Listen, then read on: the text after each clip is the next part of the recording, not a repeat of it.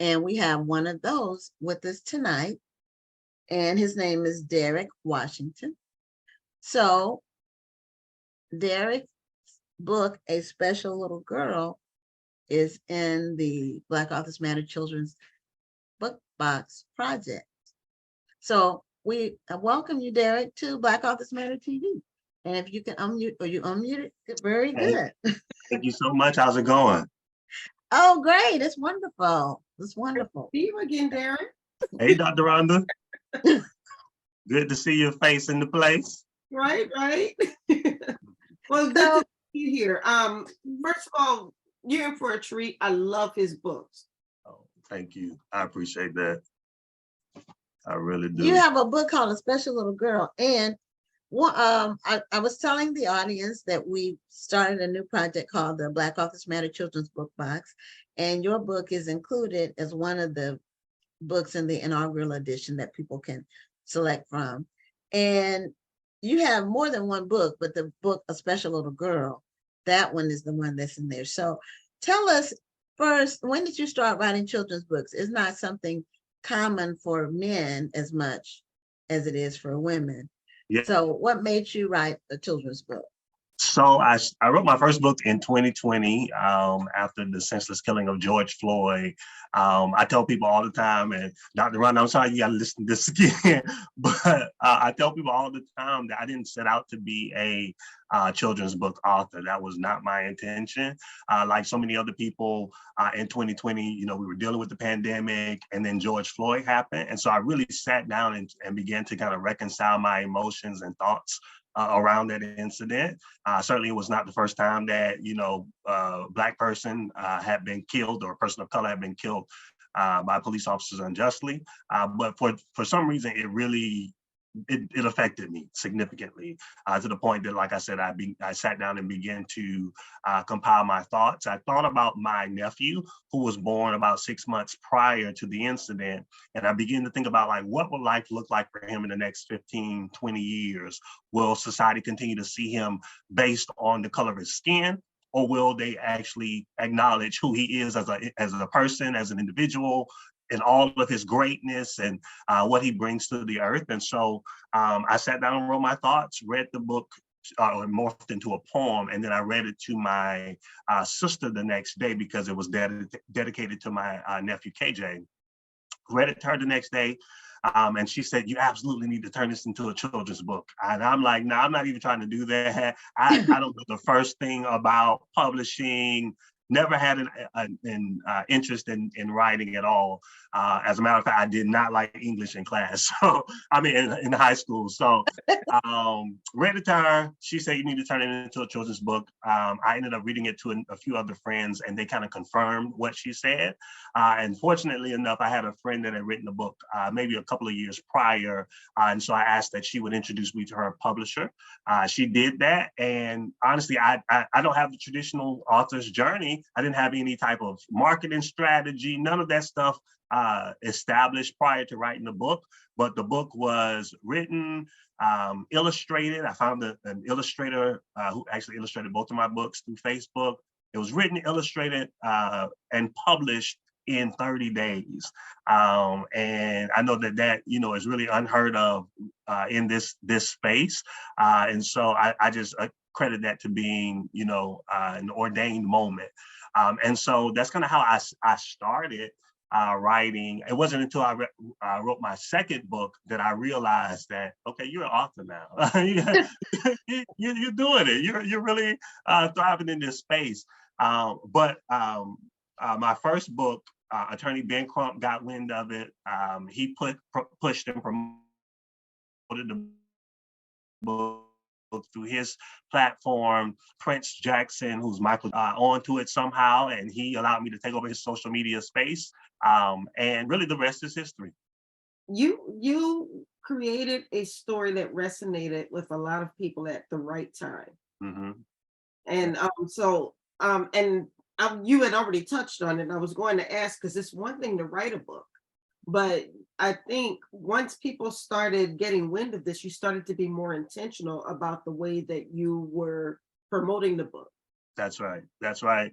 A lot of the, as you mentioned, it got a lot of press around it, and I began to speak at a lot of schools, and really through those speaking engagements, found that the book was being used as a tool to initiate conversations around policing in communities of color. How do you communicate the message to your 5 or 6 year old who's now asking questions, or even let's take it up to 8 to 10 year old, and maybe older, who's asking questions around like, mom or dad, why is this happening to people that look like me? And so the book has been used as a resource to, like I said, initiate those types of conversations. And so I'm incredibly grateful for the opportunity, and grateful that it's being used as a tool. So that's from the book Son You Matter. Is that the one you're talking? Yeah. Do you have a copy of that one? I do. Okay. Right here. Oh, put Okay. that one close to you. That one, you need to put it close to your body. There you That's go. what, There that's we what, there you go. Okay, that's really nice. So yeah, the fact that you were able to get it done quickly allowed you to tap into the moment Mhm. that America was experiencing. It was Yes. extensive. So much happened in 2020. I mean, the two pivotal things that will be, it's kind of like 9/11, but I mean, when you say George Floyd, you don't have to say anything else. It's what Right. it's like that, you Right. know. And then COVID, of course, that Right. just both of them together. Just some things happen, and it's just so pivotal, Yes. so seminal that it's, if you're an adult during that time, especially, Mhm. it's really unforgettable. And the thing about the George Floyd situation that was so impactful was the whole thing was videotaped. That's really what just Mhm. it Yeah. you saw a murder live, you know. It's just, Mhm. and it was a slow murder. Right. It wasn't the shooting and the person falls down. We actually were able to see the entire thing and watch Right, Yes. last time. And it's totally different from when you hear about it. Mhm. yeah, Actually get to see it. It just yeah, hit people in an entirely different way. yeah. Yes. Yes. It did. And the fact that the officer who was doing it seemed to be so, Nonchalant. well, not just that, he seemed to be, to care, to think that he was really righteous. You Right. know, the Right. way he was doing it, it was like, yeah, I'm doing this, and yeah, I'm doing it. I Yeah. mean, he didn't even have any kind of feelings for George Floyd. He didn't treat him like a human being. I mean, even a dog doesn't get treated like that, you know? Yeah. I was gonna say just the lack of recognition Empathy, that this is a anything. human being. Human, This is a right, life that right. you are literally just taking away. So yeah, it definitely impacted much of society significantly. Yeah, he had such a smug look on his face at Mhm. the He time. really did. And he had a smug look on his face until they To found him guilty. And then it lock was him up. Yeah. Right. Yeah. And the fact that he thought it was all right, you know. Yeah. Anyway, that's, I mean, you could really, so many things about it. It had so many layers. Yeah. And the fact that he knew he was being filmed and he Mhm. still didn't care. Mhm. And so these are the conversations that the book really like helps to bring out. And I think that, one thing that I've seen is that a lot of families don't broach this subject. And as it becomes more and more prevalent in society, like we're just going to have to begin to have these open conversations around what does policing in my community look like? What are the right. injustices that are happening in my community that people are keeping silent? How many lives have been lost through unjust police? Like these are, again, the types of conversations that we just have to continue to have. So in that book, what were some of the illustrations, or like show us a couple of pages Sure. of what you focused on? Like, how did you So, depict? so the book is actually written from the perspective of a father and son, a father who loves his son and loves chocolate chip cookie dough ice cream. Um, Okay. And on a normal day, he is dropped off from school, dropped off at school rather, by his father, who promises him at the end of the day, hey, when I pick you up, we're gonna go into the ice cream parlor and we're gonna get some chocolate chip cookie dough ice cream. And so throughout the day, that's all the young man whose name is Ahmad in the story, that's all he's thinking about. He's trying to just go through the day because I got chocolate chip cookie dough ice cream on my mind.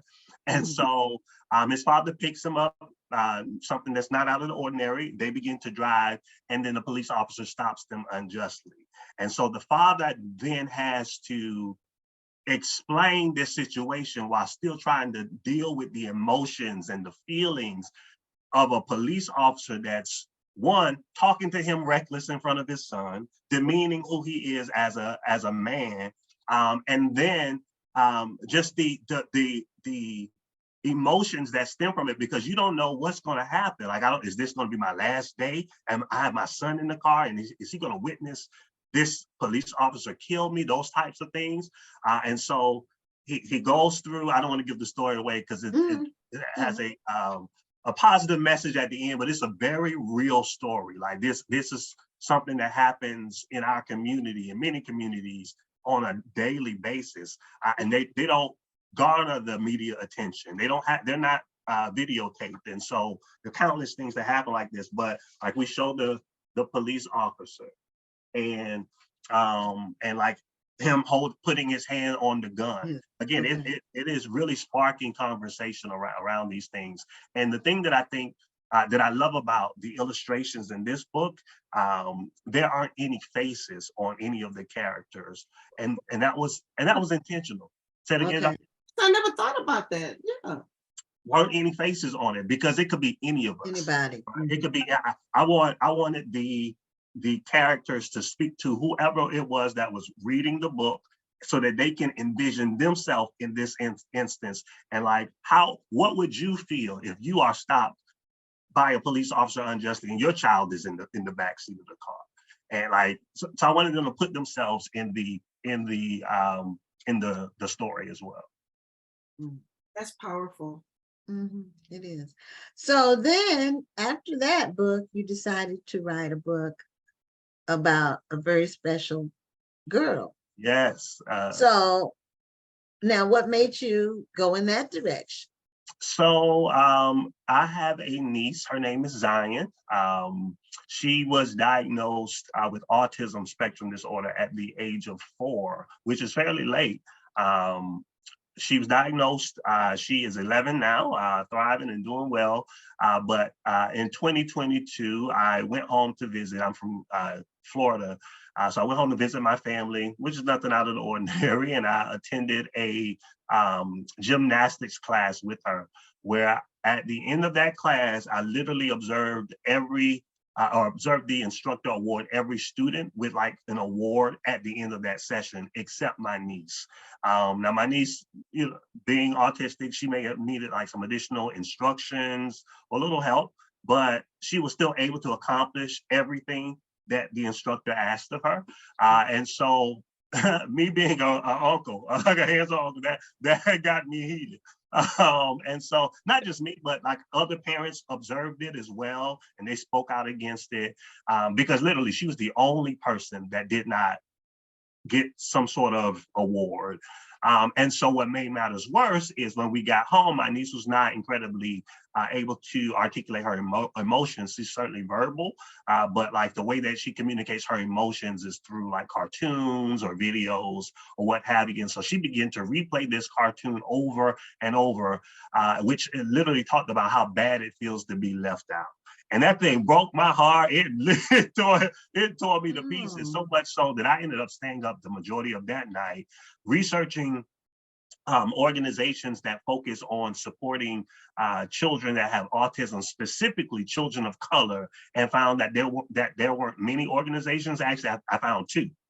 That focus on working with children of color. One was in Detroit, amazing organization, and then one was a more consulting type agency at the time. They've morphed into a nonprofit, but they're based in Florida. And so I begin to read up on that and how there are so many disparities in our community about people being diagnosed, children of color being diagnosed later in life than their white counterparts. And so I began to do that research, but more than just doing the research, I wanted to really write an affirmation to my niece to let her know, I don't care what nobody else says. I don't care if they don't ever acknowledge you. Know that your family loves you. We see you, we value you, and that you are indeed a special individual. And so that's kind of how the book was birthed. It was, again, not something that I set out to do, but what I've learned in this author space is that my books are written based on real life events and how they impact me. And like I've sat down and I've literally tried to write stories and it just won't flow. But the moment that these instances happen, I tell you, I wrote both books in less than 2 hours because they were that impactful to me. Whereas like when I sit down and try to write stuff, it's like, okay, well, now this don't make sense. This doesn't, like that type of thing. And so, yeah, that's how A Special Little Girl was birthed. And it has taken off and people are using it as well as a resource and tool, the number of different speaking events, and it has garnered some international press as well. And so yeah, really excited and again, very fortunate and blessed to be able to be used as a vehicle to write these books. And I want to make sure that everybody heard you didn't write these books because of your own children. No, that's right. This is my niece, you don't my even nephew. have children, if I remember correctly. Yep, I have no kids. I have tons of God kids, but no children of my own. And like I tell people that I have worked in the nonprofit space for the bulk of my career, over 17 years in the nonprofit space and human services. And I feel like I am called. I did kind of an interview earlier today, but I feel like I am really called to those that are quote unquote historically forgotten. Society likes to dictate or try to dictate to us who we are or who they think we should be. And I feel like we have to take that narrative back and really control. No, you're not going to tell me that I am a thug. I think in 2020, we had a president that was calling our people thugs and all of these types of names. And so we have to, again, take that narrative back. No, I'm not a thug. I am a man of worth. I am incredibly intelligent. I'm articulate. I think we just have to be able to affirm our children. And so, yeah, that's kind of how I guess the perspective that I take in my writing. Beautiful. So what's next for you? I mean, because you have built a powerful platform. What do you plan to do next? Yeah, so great question. So after I released A Special Little Girl, I wanted to build upon that and just to work around mental health, around individuals with developmental disabilities and autism. And so I launched a foundation called Friends of Zion. Zion, again, named after my niece. So it's Friends of Zion. And we focus on conducting research and providing resources to children of color and their families who have been diagnosed with autism or other neurodiverse disorders.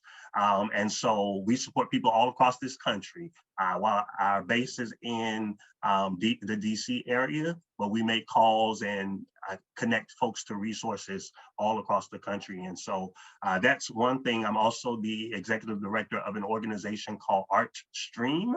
And it's an absolutely amazing organization that focuses on working with folks with IDDs and autism and helping and using theater and the arts to help them develop social skills and really engage with the world. And so I'm really excited about that venture. In the literary space, I've launched a YouTube series called Storytime with Uncle Kobe. which is what my niece and nephew call me, and my godkids. Storytime with Uncle Kobe is really an opportunity for us to feature not only my writing or my books, but authors of color, independent authors of color. And so I recorded my first season last, probably around March. And so we had 10 episodes. You can check them out on my YouTube channel. And we're preparing to record the second season of Storytime with Uncle Kobe. It's going to be bigger and better. And so I did this, it really blew my mind. I did this campaign through Facebook where I asked if there were any independent authors of color that were children's book authors. And I asked them to submit their books for consideration for our second season. Now, I haven't written a book in a while, so I featured both of my books on my first season. So I'm not going to do the same for this season unless I write a book in a few weeks. But it's possible. It is possible. Stranger things have happened, right?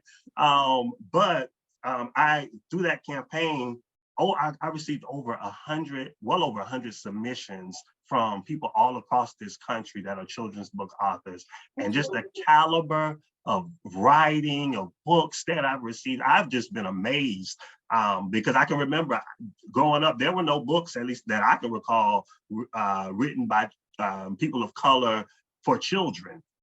And so like to know that there are tons of authors in this space that are really writing incredible books is just absolutely amazing. So those are things that I'm working on. I got some shelves of books written out, but we're gonna see if they pan out, they make it to the printer.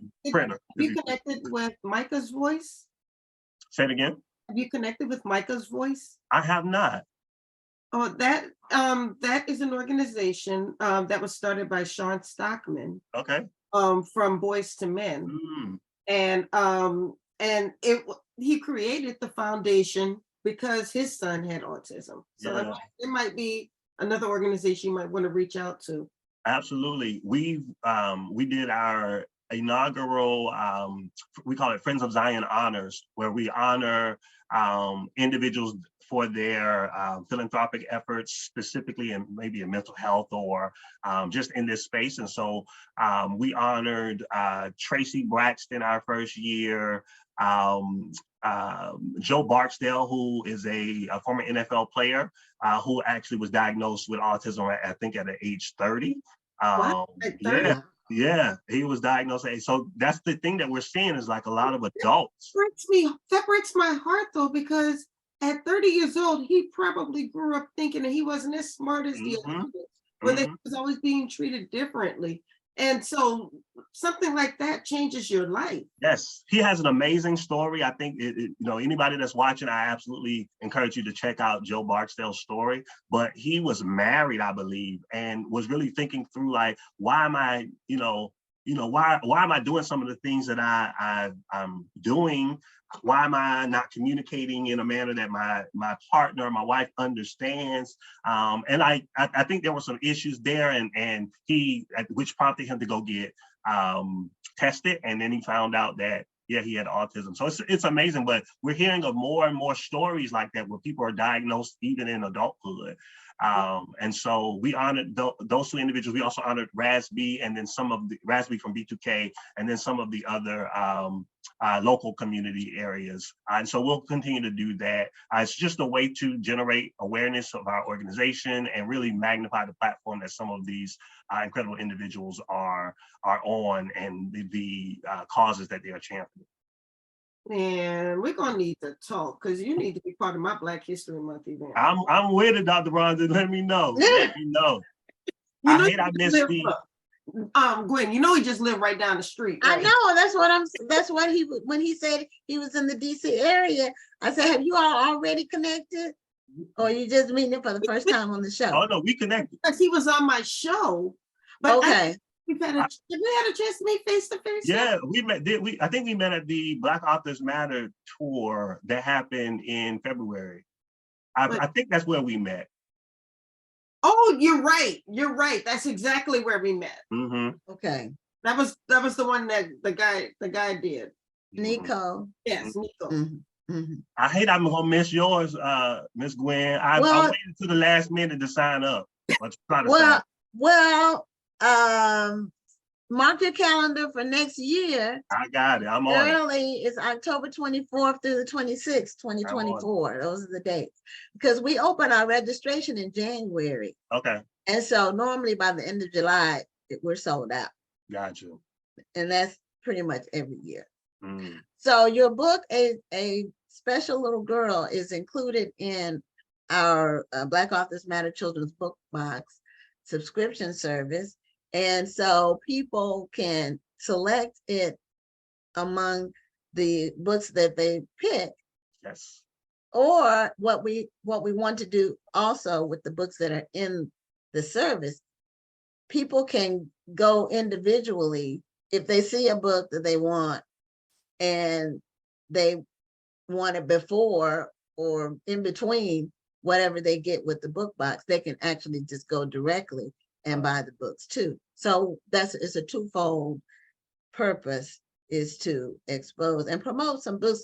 When we do the Black Authors Matter Children's Book Awards, we get so many amazing books. So I know what you were talking about when you said you had some submissions that you received, and most of the ones that we got were self-published, which is just really truly amazing. Yes. Because some of them were just beautifully done, Yes. just beautifully People have illustrated. really stepped up their game when it comes They to have. publishing. I mean, They have. sometimes you just cannot tell the difference between self-published and traditionally published, and that's the way it should.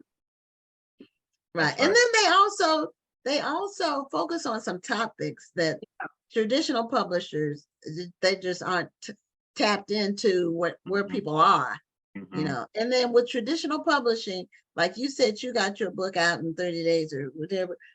It takes 2 years with traditional publishing. So by the time the book comes out, the moment has gone. Yes. You know, you would have missed the moment had you waited. That's right. Because, you know, those kinds of things, the intensity is short-lived, you know, and then it starts to wane. And if you're able to have something when people are looking for it, that's, you know, that's where education and opportunity and talent meet all at the same time. That's right. That's right. Okay. Well, Derrick, tell people how they can get your books. Okay. And also about your nonprofit organization. Sure. So books are available online wherever books are sold. I always encourage people to visit the website, djacobywashington.com. There you can get a signed copy of the book. If you order through Amazon, Barnes & Noble, or any of the other platforms, it won't be signed, but I still urge you to get it. Also, please visit, like, my books is also available in a lot of the local bookstores. And so check with your local bookstore. I always encourage people to go to the bookstore and stop, you know, or especially books, stop ordering on Amazon if you can. So please visit your local bookstore. If it's not there, ask that they get it. And then as far as the foundation, we're at friendsofzion.org. Friendsofzion.org. Zion is spelled Z-Y-I-O-N. Zion, friendsofzion.org. And you'll find out all of the information about the foundation, how you can get involved with us. We are absolutely looking for partnerships. We're starting out some great initiatives at the top of the year. And so, urge you to get involved there. Certainly feel free to follow me on social media. I'm at djacoby on Instagram, Derrick Jacoby Washington on Facebook. And I think I'm at I am djacoby on, it's not called Twitter anymore, it's called X. So that lets you know how much I'm on there. So I would just follow me on Instagram or Facebook. And then please take advantage of, or please join me, rather, not take advantage, but join me on YouTube for Storytime with Uncle Kobe. I'm at I am djacoby on YouTube as well. It's all about the views, so please share. It's great content to read with your kids before bedtime. Well, we did put your website as well as the Friends of Zion website in the chat. So perfect. Everybody, please support these wonderful books and this awesome organization. Thank you. Thank you so much.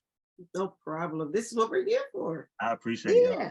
Well, thank you, Derrick, and hope to meet you next year at the festival. Yes. And but we'll be in touch with you as we continue the book box subscription process. And we're looking for big things to happen with this.